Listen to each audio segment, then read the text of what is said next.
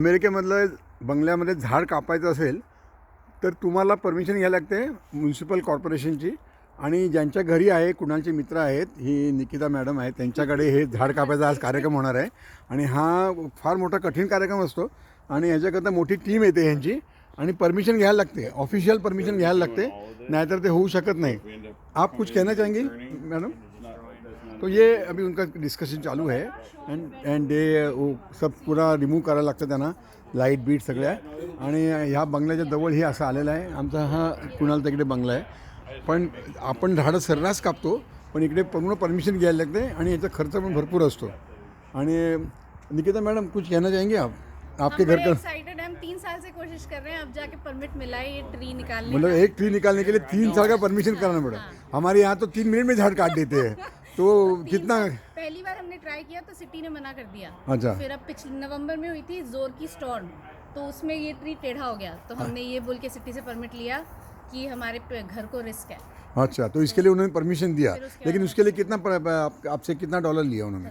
$1000. और ये $1000 सिटी ने 350-400 के करीब लिया.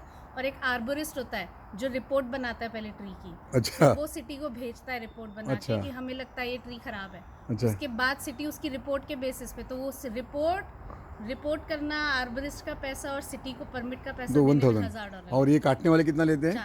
4000. यानी $5000. यानी लगभग 5 लाख में एक पेड़ कटता है. हाँ. और हमारे यहाँ पर तो इंडिया में तो 3 मिनट में झाड़ काट देते हैं.